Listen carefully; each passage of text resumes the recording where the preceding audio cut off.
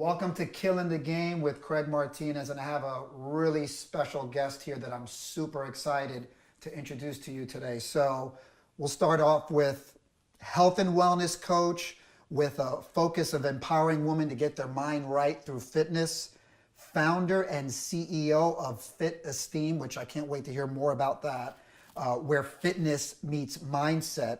And you recently came up with an ebook that I'm excited to share that as well with those that are watching. Over 800,000 followers on social media. You're actually getting really close to 1 million, where you share inspiration, motivation, information. Thank you so much, Mel G, for joining us on the show today. Thank you for having me. Pleasure. Great.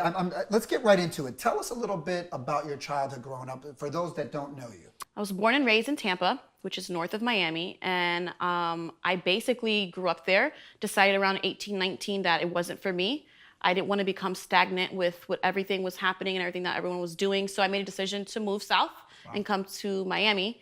And yeah, there's a lot of history behind everything, so I'm excited for the interview today to kind of share that. Great. So you moved to Miami, and were you immediately in the health and wellness industry, or did you start off somewhere else? So basically how everything kind of transpired, I've always been athletic. I ran track in high school and college. I was super athletic between being on the dance team, cheerleading, I played soccer, softball. I did a whole bunch of things. So I always was on the athletic side, right? So it's kind of relative, obviously, to fitness. So I always, instead of picking up the nail polish, I would pick up a sports, a ball or a baseball or anything that was relative to, sports activities, right? So I got involved with track, which was one of my big passions. And I loved it because it gave me a rush that was unexplainable. And I remember, did you run, like the 100-meter? I did the 100-meter. I did the long jump. I just loved moving fast. Oh, okay. And I noticed as I got older, I love like jet skis and bikes, and I love extreme stuff. So it would give me like this adrenaline rush, right? And I would never forget the feeling. Like I would have a bad day, and I would take myself to the track, and I would just run as fast as I could. And I just remember like flying, like my feet would lift off the ground. So it was an unexplainable feeling. But then I noticed how things will leave, success leaves clues. So I realized that things that were happening when I was younger that I loved were gonna be later on playing a big role, right? So, and that's super important, that people should understand that sometimes life will leave you clues that will lead you up to your passion and your purpose. Boy, that is so true. Yeah, so I remember running all the time, cool, great. I did not want to be stagnant at the age of 19 in Tampa when everyone was doing the exact same thing. So I said, I got to make a change. So now at the same time, I've been very passionate about music my whole life. Both of my grandparents were very, musically inclined. And they played the piano, they played the guitar. They were very involved with music, both my grandmothers. And even my uncle, music was surrounding me all the time, and I wanted to pursue it. I remember wanting to be the star and the singer. And at the time, I was trying to make a decision. I was in school, scholarship for running track, okay? I didn't know what to do at the point, because I was like, I love track, but my passion in staying here, I don't want to be here anymore. And I want to pursue music now. So I kept finding myself trying to find a purpose in everything that I was doing. And I still wasn't fulfilled, if that makes sense, right? Sure. So I remember making a decision to come to Miami and pursue music with a friend that was signed to a label. Long story short, it went really well. I ended up staying in Miami, and the rest was history. I remember taking off. I did not want to be in the relationship that I was in, also personally. I didn't want to be involved with the activities in Tampa that weren't helping me grow. And I just was being a rebellious, child, I guess, or kid. I recently heard that once you surpass the age of 25, it's really hard to make a real change in your life unless you go through a traumatic situation where maybe you hit a wall, and then that wall has you take a detour to go into a different direction. It sounds like before you were 21, when you made a decision, that you maybe didn't like the proximity of the people that you were around, and your situation, your relationships, and you want to get out of that. So it seems like you made that tough decision at an early age, which you don't see a lot of people doing that. Right, and I just felt at the time, I was younger then, but I just felt at the time I didn't want to be the everyday person, married at a young age, in a relationship, feeling like I couldn't breathe and not experience life. And I don't know what it did to me, it just created this fear. And I said, okay, I wasn't running away from my problems, but I was trying to fix them. But the biggest blessing I ever had was leaving, because it opened up so many different opportunities for me to grow and keep building and doing one thing after another that kept leading me to where I'm at now. So now you got into singing and you've had some success. You had a couple of singles Yes. that came out. So let me kind of go back a little bit. So when I left, we were obviously here. I got signed, started working with people, started working, writing records for big artists. And I loved it. And I was traveling in between here and Los Angeles. And I remember just being so excited to do something that I was, loving every minute of it. But then something started to shift. I had some problems in management. I had problems with people. I had problems in situations. And sometimes when you make a leap and you jump too quickly without really planning on a business standpoint, from a business standpoint, things were going to start to really, I think shift. And that's what started happening. And I started losing my passion for music because I was around the wrong crowd and seeing the things that these people were doing just to create. And it kind of deteriorated my feeling of, wow, I remember being a little girl. People don't tell you all the little things that really affect you while you're trying to chase, your passion. And sometimes you get to be really strong, or you have a separate independent team, right? And I was a young girl. It was just a lot of stuff. So I started losing my passion. I had to make a decision from the label to tear away. And it killed me. And it put me in a situation where, financially I was struggling. And that's a whole nother conversation that we're going to get into. But it was my first chapter of struggling and really struggling. And I didn't know what I was going to do. So I had to make a decision to come back to Miami, get myself involved in making quick money, which is in the nightlife industry, bartending, waitressing, really, really full throttle, go in, make money, survive.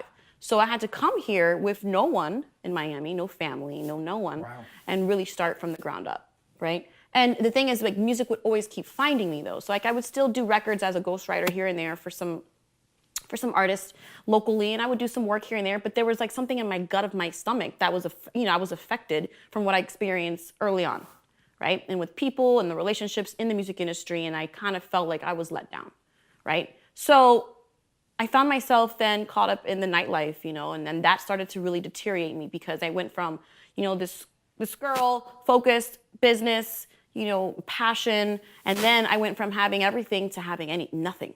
Absolutely nothing. I didn't know what I was going to do. I ended up sleeping on my friend's couch, trying to figure it out. And, and I got stuck in that environment for a very long time until I had to pull myself out. So. Wow. There's, the standard quotes that you always hear that things happen for a reason. Absolutely. There are no I actually have that tattooed on me too. Oh, do you really? I got that Oh, wow. 7 years ago on my really side. Didn't know Yeah. that. So it's funny. There's no such thing as a coincidence. Mm-hmm. And so you hear those things, but there's a lot of truth to that because had you not went through this journey coming to Miami, getting in the music industry, going through and I heard in some prior interviews of yours, you went through some heartbreak. You went through some relationships, some friendships that let you down right at the wire in the last minute. And so there's a lot of truth, I think, to the fact that things do happen for a reason. Absolutely. Do you agree with that? I do. And it's like you either have two choices in life. You can either let it make you or you can let it break you. Right. And it took me a while to understand that. And I remember being distraught. And for me, I'm an emotional person. I love the world. Ooh, I want to hug everyone. So when something happens to me, I'm down. It hits me so hard. And I was able to get back up so quickly. But as I kept getting older and time progressed, everything that would happen to me would take me back a few months because I was just like, wow, I didn't know people were like this, or this is an experience, right, recovering. And then I started finding myself mending myself with alcohol when I was depressed. And that was a big chapter of my life that, went up and down. And being in the nightlife industry and being around that, so accessible, back to proximity. Right, again, it was so accessible, and it was something that I would be able to just, okay, I'm having a bad day, take a shot before I go on my shift, or, just drink, med. And what happens is depression does, once you're at a point, alcohol, I still socially drink now, but alcohol is a depressant. And when you're drinking and you're in a bad state of mind, you're gonna go up and then you're gonna go right back down, and then you're gonna think you're going back up and you're gonna go right back down. And if you don't have control over it, it will control you. And I think that's so important for people to understand that. If you're not in the right state of mind and you start, and that's how you also start creating a habit. So I started finding myself creating a habit. I couldn't function at work at night because I was so miserable without a shot, without a drink. And now it's different because I can socially drink, like I told you, but it was to the point where if you're drinking when you're not happy, that's where the problem is created, so. So how do you tell someone from your experience where you realized drinking was a problem? How did you go from saying, okay, drinking is a problem at this level, but I can still socially drink and be okay? Like, how are you able to do that? Because I know And I socially drink as well. And right. but I also have friends that are recovering alcoholics that won't touch it. Right. So I felt at a point where I wasn't an alcoholic, but I was borderline. So if it took me like during the day where I couldn't function just to be social and have a smile on my face because I was depressed, I had to have a drink. And I found myself like, Mel, like, what are you doing, you know? And how I got from point A to point D, in a sense, you know, because it's a big gap, right? Because it's healing, it's finding out who you are, taking responsibility for your actions. And if you want better, then you got to do better, right? So I started seeing myself in the mirror. And I think what helped me was my family, in a sense, because I saw my mom, and she didn't know exactly how bad it was, you know, and I didn't want to see her sad or hurting for me, you know, and she's trying to do everything she can, because it was to the point when I was doing it because I was stressed financially, I was depressed, and it was hard for her to see me like that because she couldn't provide or do the things that I needed at the time. So I think that once you look in the mirror, you are in control of you, right? So if you look in the mirror and you're not happy about how you look with your weight, your skin, your hair, you have the capability of doing anything you want to do if you're just focused on looking at the better, you know, making change.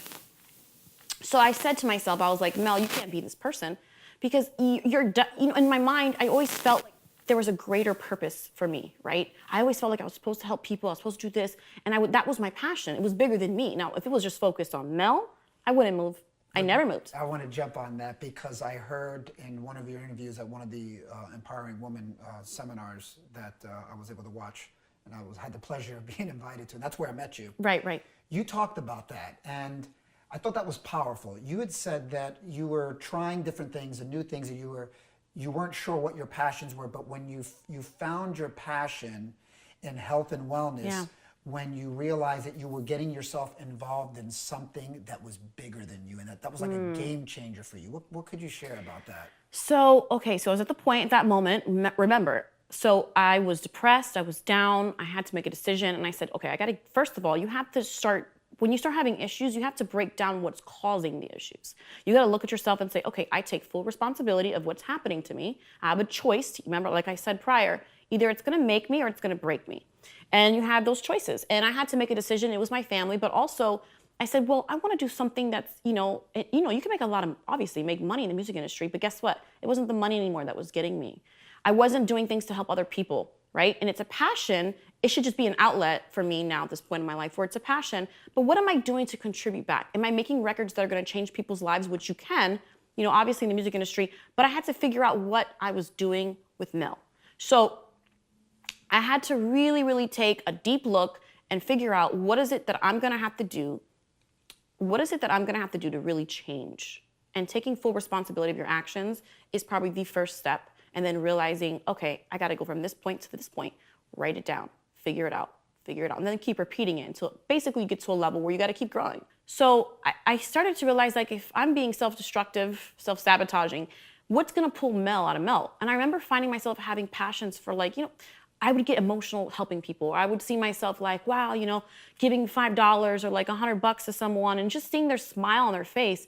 And I was like, wow, it triggers something in me that made me realize, okay, there's something here. So then when I was transitioning from the music industry into the nightlife and I was like, I got to pull myself out, what saved me was network marketing.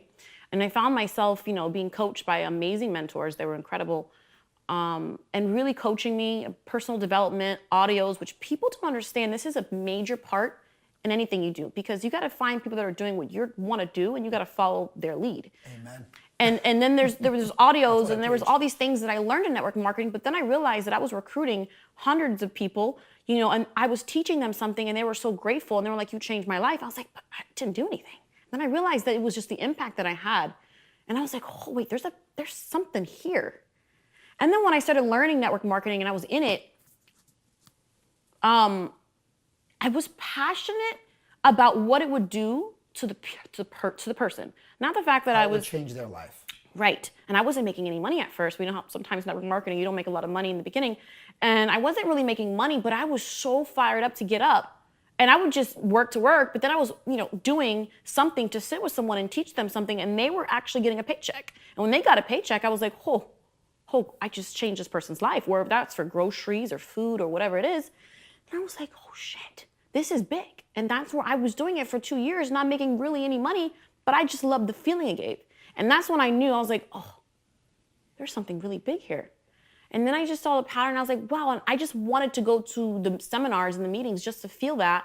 And seeing people get, my team was getting promoted and I wasn't getting compensated, but it was something that I started realizing like, damn, this makes me feel really good. So I picked up on that point, and then I ended up leaving network marketing because I wasn't passionate about the business. And in network marketing, it goes up and down. But I still had my team reaching out, thank you for changing my life. Because no matter, even if you're in something and you leave it, if it gives you some type of learning experience where you're going to take that piece and apply it to something else, because let me tell you something, what I learned in network marketing, I've taken that into my fitness business and, being an entrepreneur in this business, and it has completely changed my business because I kept it kind of the same concept. And it's just funny, like even though you think something you're doing, you think that it's, you think, oh, I failed. You didn't fail. It just gave you something to lead on to basically build the next step or the next pinnacle in your chapter. That's right. Does that make sense? And I think that's, one of the things I think about is that people and business jobs will come into your life and it'll be for only a season. Right. So you'll be in the proximity of these friends or this type of a job or this type of a training. Like for you was network marketing. For me, it was automotive sales and management. Right. But those were sort of the building blocks for me. I didn't realize that although I enjoyed it and I learned a lot, there was a part of it that I absolutely hated, but that was needed for me to get to the place where I was going to actually be in the industry, that I was able to fulfill my passion, exactly, my purpose, and my cause. And I think that that's what network marketing was for you. Singing, exactly, track, all of that sort of led you to where it's like a ball of things wrapping itself, waiting to be just to blow up. That's right. And so here we're leading right into Mel G Fit. Mel G Fit. How did Mel G Fit evolve? So I went from network marketing, then into real estate. Real estate was great. I made money. I thought I was helping people, but I wasn't feeling the same feeling fulfilled. And I remember being in real estate for 2.5 years, and I loved it. And I loved the people I was working with, but it wasn't striking that passion. So I started, matter of fact, I'll never forget, in real estate, I remember starting with the person I was dating. He was a trainer, and he helped me open up an Instagram. Now, Instagram, I had just like a real estate page, but Instagram was, I never knew how big the platform was, right? And for those that are watching, this is where you want to make sure that you take notes because she has over 400,000 followers on Instagram. So the content that you're getting now, highly valuable. Listen really closely. Go. So every business has a system. So I remember we opening up the page, and I was like, well, what am I going to call myself? And then I'm like, oh, okay, Melissa G, Mel G, Fit, or this, and I just went with, I think, Mel G Fit, right? I started off with just Mel G Fit. And I didn't know exactly what I was doing, but thank God, and I think everything happens for a reason, the person that I was with obviously taught me a lot of stuff that his purpose in my life was to basically teach me the things I need to know for later on. So he taught me like, okay, well, build a video, content. Content is key in any social media platform that you have. Because if you don't have content, you can't reach masses. And if you can't reach masses, you can't do the things that you want to obviously make change, right? So, or even get compensated in a sense. So I remember creating a video. It was his idea to create a video, just create a regular fitness video. And at this time, he taught me so much about fitness that I was probably in the best shape I've ever been. Now, let me remind you that I was really athletic, but I didn't really know about weight training or anything until basically I was with him. And he taught me everything from how to, squat the proper form. I knew I was doing back then once I started to tap into it. But he taught me a level of like where my body was probably in the best shape I could be. So I created content. And when you're in a really good, shape, really good shape, you create content, you create a video. For some reason, maybe obviously it was for a reason, it went viral. And the video did really well. And pages, there's other, in the Instagram world, your business has different pages that are relative. So if you go on social media and you're looking for things to promote your business, find other pages that are actually waiting for you to promote your business, right? So there were other fitness pages, there were big platforms, there were promotional pages that were taking the video and reposting it with my tag. And one video went viral, another page took it, and then it just kept going like a spiral effect, and like a spiraling effect. And then I realized like, oh crap, this is big. So then I learned, okay, what are other fitness entrepreneurs doing in the same industry Let me follow their pages and watch what they're doing. Find a mentor. Find a kind of a mentor. They're not even really talking to you, but you can study them of how they move their business. And I was like, well, let me, I was super excited. And that's another big key component. You got to be so fired up and so excited about what you're doing. And this goes for any business. And then it's like, you got to be 100% to attract 100%. So I remember being just naive and excited. And that's the most golden ticket, I think, in any business. If you don't know what you're doing and you're just excited, people are going to buy what you have. People are going to follow what you're doing. So I remember just being excited and posting. And I remember working in real estate, and I would rush just to go home and change for the gym, just to go shoot content. So I was just making the money to survive. And then I was just excited, not even making a dime yet, just to go create this content, because I started seeing the effect it had on people. Oh, I love your video. You changed my life. And I'm like, I don't even know this person. How is that happening, right? So I started seeing a pattern. I started seeing more patterns. And so I studied. I found out that you could pay pages to shout you out. And I'm very open about this because it's a business. You have to invest in everything that you do, right? So I started finding these pages, promote me, $5, $20 here and there. And I started to build. And after a while, I didn't have to keep investing pages. It was circulating so much that the pages were just taking it, right? But you also have to bring quality content. You can't just post anything. If you see someone that you like and you like the way they're doing something, it's for a reason. So study them. They obviously have something there that you want to follow, right? Because you're engaged by them. So I started just noticing what I was attracted to, and I just replicated it in a sense. And this is why I always say success leaves clues. And I started building. I started learning about myself. I started learning about cameras, and I started learning that you got to be self-sufficient. You can't wait for camera people to show up, and if you're on a budget, buy your own tripod. Passive action. You got to literally make it work, whatever it takes. WIT. I always follow that, and I learned that in network marketing. And it's like, you got to do whatever it takes. Buy a tripod. And I remember my tripod broke. I put my phone up, and now we're so blessed with technology that will just get it done. Like, follow the times. Now we can put the phone against something, put a timer, boom, take a picture, post. Content is so key. And then again, I just started learning. And then before you knew it, I had, deals. I had Puma, I had Adidas, I had different companies because I was creating engagement to promote products. And it just started booming, and, supplement companies and different things. And then, now it's created this whole circulation where it became bigger than me. And it was not until the moment where I realized, like, holy shit, excuse my language, these people, these girls are crying to me, writing to me, like, you saved me from alcoholism, you saved me from being suicidal. And it just became this crazy effect. That's what I want to talk about a minute. And I wanted to share two quick things. So you basically have just flowed through the 2 steps of what I call my 7 steps to success. You just talked about the first 2 steps, and I think for those that are watching, it's super important for them to hear. You just talked about how getting the knowledge and both usually works, is getting a mentor, which was you were following others that already had a blueprint for success. Tony Robbins talks about find someone's blueprint, copy it exactly, and paste, and if you put the work in, you're going to have success too. Right. And it's so and this true. is also really important. I don't mean to cut you off. You can copy someone, but to make you stand out from the rest of the crowd, you got to add your own touch. You got to find what makes you you. You got to find the niche. And that's the experience. Right. So when you're getting that mentor, you're gaining the knowledge, you're taking heavy doses of action. Right. Mel G is now figuring out Mel G's version of health and wellness. Craig Martinez is finding out his version of how to flip real estate and make massive income. And I think it's so important that those that are watching to understand is that there are some simple steps that you can take. Right. And they require getting the mentor, taking the time and energy to get that knowledge, and then taking some massive action. Right. And with that action, you're going to get experience,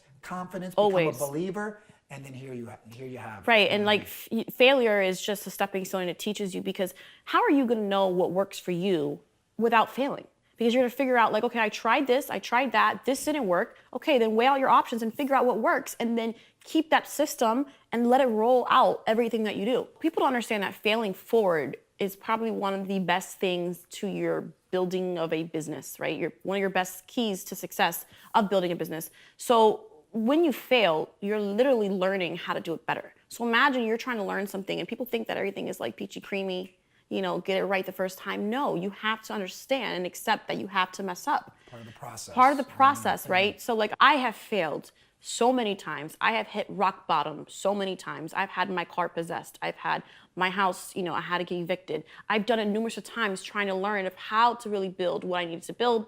And if I didn't go through that, you know what? I wouldn't have appreciated also where I'm at now. And I had to keep learning, even personally, about myself, about my patterns, about the things that I was doing. But if you don't fail forward, you're not going to really succeed at all, in a sense, because you're not going to learn about the things that you need to fix.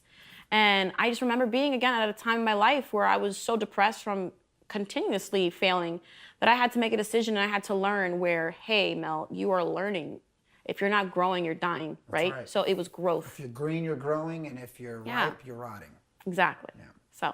So to stay focused on your health, fitness, your business life, your personal life, what are some of the disciplines and habits?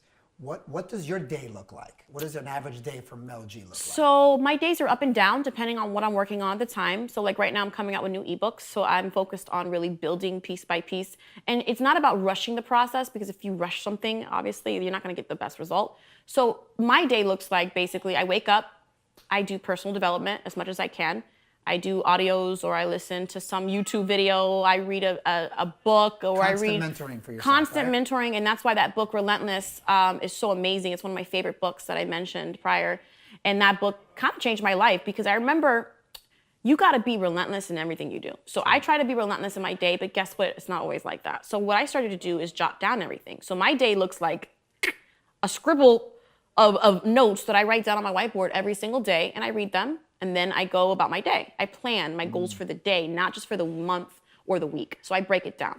So every day I look at my goals, I grab my coffee, I read, I start my planning, what meetings I have, this, that, and the other, and then I take an hour a day to work on my next project. And then sometime I go to the gym, depending on what my schedule is looking like. And then I just kind of start studying, what am I doing different? What do I need to do different? What are my patterns? Or I'll shoot content. I try to shoot content every other day. And then the rest is a little bit of relaxation. I love like laying in the tub with my candles on after being sore in the gym. And it just depends on my day. But so, Mel G, give us your 60-second version. I hate to narrow it down to 60 seconds, but we're in the Instagram world, right? Right. And we're trying to give so much content in such a short period of time. By the way, you do a great job on your Instagram page. Thank you. So give us your 60-second of how you can share with those that are watching sort of advice on how can they kill the game in their industry, in their life, in their personal life, in their business life. Well, there's no such thing as balance. You just got to be able to find time to make everything work in a sense that's important to you. Now, priority is everything, because if you prioritize something, that means you're going to give it 150% because you value that.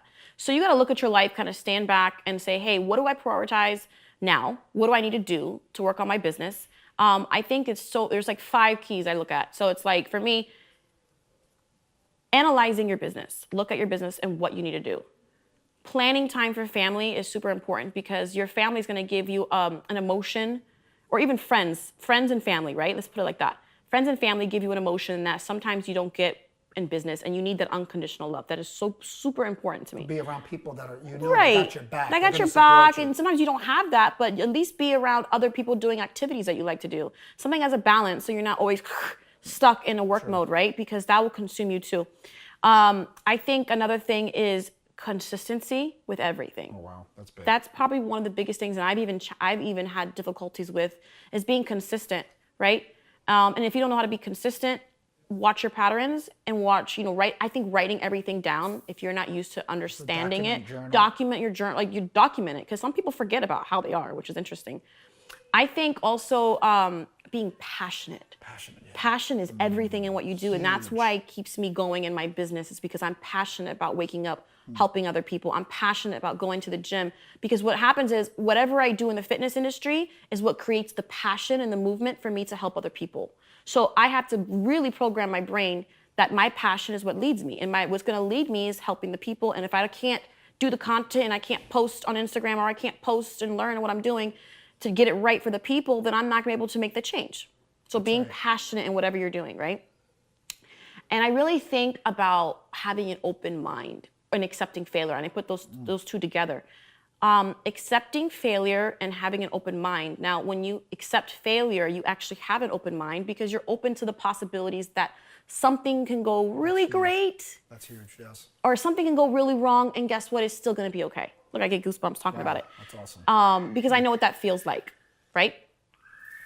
And I think those are some of the key points that's how I think for that's people. great. So and find one more thing. I'm at a 6 point, a six, a Oh, wow, I got 5. 6 point. Keep them coming. Love it. Finding out how your business operates, right? And finding out what works together. And that's super big because you got to study your business. Some things don't work for Instagram as they do for fitness or real estate or, you know, everything. I think a lot of stuff is digital now. And I think you need to have a digital platform to build your business, because if you're not moving with the times, you're going to get left behind, right? But I think finding out what works for your business, I think that's really important. And then just studying it and just going with the flow. But I think my favorite is consistency, because you can keep messing up and not knowing what you're doing, but if you're consistent, you'll fall on it. And I think, you know, and I'm glad you brought that up again, because I wanted to go back there and talk Right, about right, right. passion along with consistency. And so how do we keep the consistency going? You know, consistency is like repetition. Mm-hmm. You have to be willing to be very repetitive, to go Right. back at it. Like you said, fail faster, fail forward. Forward, right. Well, how can you keep failing forward, right? By not losing motivation. And that's the way that we can keep that passion, is by staying motivated. And I've Right. learned myself, and you've done a great job with that, as you can see in your career and how much success you've had over these last couple of years, is the ability to continually stay motivated. And we have so much resources. We can go on YouTube and find someone that's Yes. in the industry, like you mentioned earlier, that's doing well in the industry. See what it is that they're doing and watch them and learn from them, and Right. and keep yourself motivated so that you can stay consistent. Right. And that's really important. And also, again, studying the people that, you know, what they have and watching them build, watch how they do what they do, and you'll get motivated off of that, especially if you're passionate and within the field, right? And this takes me back to Fit Esteem. So after everything, once I built the regular fitness platform, I noticed that there was something that I was kind of being a mentor without being a mentor. And again, I found this in also network marketing. And that's how I created Fit Esteem with one of my girlfriends at the time. And Fit Esteem, how I came up with it is because I've dealt with insecurities big time in my life, right? And that goes back to my depression. And I've tried to find something that was going to be male, right? So I created something called Fit Esteem, which is basically fitness meets self-esteem. So you got to be in the right state of mind mentally to be able to actually move forward and get your physical moving, right? So it's first mental and then it's physical. So I've created this Fit Esteem movement where it was empowering women to have fitness meets mindset. So it's Fit Esteem versus self-esteem, right? So I created this platform where basically I really wanted to empower women, to help them and mentor them. And look at that, how ironic through fitness, right? And I get so excited now that I'm building it, and we're going to start a tour soon. We're going to start having, you know, more products. It's a whole separate brand. And that's where I see my passion entirely through Mel G Fit. But guess what? I wouldn't have gotten to that if if I'm not building Mel G Fit. That's right. Does that make sense? Absolutely. So a really big part. So and it seems like you kind of got into this. My next question is, I wanted to ask you, what's next for Mel G, and what are some of the new ventures you have? So I know you have Right. the Fit Esteem book that you're now promoting, which you're going to find. We're going to leave information below on the YouTube channel so that you can contact Mel G and you can jump on getting that. But you want to get that book and you want to get involved with Fit Esteem. So are there any other things that you want to share in terms of new ventures you have going on? Well, the book is kind of still on the back burner, but that is going to be happening very soon. So I have the ebook, which is a leg and glute program, which basically helps train girls and gentlemen if they want to buy the program to build I'll boost up some the legs gains, and the some glutes gains, and right? some gains on the So glutes. that's my first ebook, my first original ebook. So now I have another ebook that I'm about to release as an at-home ebook, and then I'm doing a full body ebook. But what I'm creating with Fit Esteem is more of the mentorship program. So I'm going to create a tour. I'm going to have people can subscribe for free, by the way, and I'll be able to mentor them hand on hand. I haven't figured out how I'm going to do it, but kind of coaching them one-on-one and giving them more inspiration so that they can be able to feel good when they wake up to go pick up that weight, or or go do that set. So I want to kind of create a package where it's a little bit bigger than fitness. That's great. And then we're going to create a tour. So I'll be doing a motivational tour and a boot camp infused. That's going to be coming up this year, which is going to be really huge in all the major cities in the US, and we might hit Canada. We don't know yet. So I'm also going to create a ebook/book, which I want to talk about because it's about my life and my experiences, because I want to share it. Because I think the biggest mistake we make after us reaching a certain pinnacle in life, we don't share our stories. And we don't realize what, my story is a lot more in depth than what we went over today. Sure. But people need to share their stories because someone is going through the exact same thing that you're going through, and you need to help that person. I think that's our divine purpose on this earth. And tapping into that is what I know that's going to open a whole nother realm of possibilities. And I know that you had mentioned with in the an earlier conversation how when you're going through, because I mean, look, you have over 800,000 followers, and you have now a successful business. You've been through some right. wars, right, and some hells on the path to success for you. But you had mentioned, and we all know that we're still going through struggles, right? Even as successful entrepreneurs. But you had mentioned how you found some motivation, even when you're now currently going through some struggles. You had mentioned earlier about what would spark your energy and get you kind of picked up when you needed that pickup. So that's the people. The people move me more than I move myself. And I remember being even younger and being really selfish.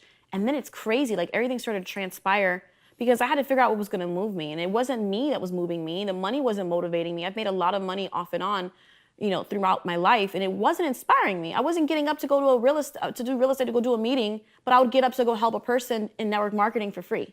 See what I'm saying? Because I was helping someone grow themselves. So then that's when I realized that that's what was motivating me. So there's times when I'm down and I still go, I was going through this yesterday. I was really, really down. I was depressed over some stuff. I would be really honest. And I remember opening up some messages and the girls were like, "You are my inspiration. You changed my life." And I said, "Whoo." That's huge. And I was like, okay. And before you knew it, as I was moving through the motions, because that's another thing through depression, you have to move through the motions to get through it. You just got to move, right? And when I was moving, I completely forgot what I was sad about. And I was like, and I was excited. I was excited to go finish the ebook, because this is going to change someone's life.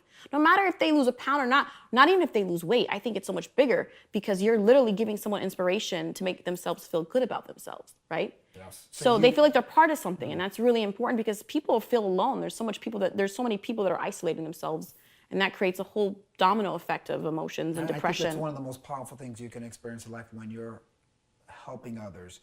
When you're adding value to others, that value comes back, and that help comes back, that inspiration comes back, and it's awesome to see you experience that in your business. And congratulations on finding your purpose, your passion, and your cause. Thank you. It was really, really inspiring and great having you. And I know that those that are watching are going to be very inspired. Yes. So Mel, thanks for coming.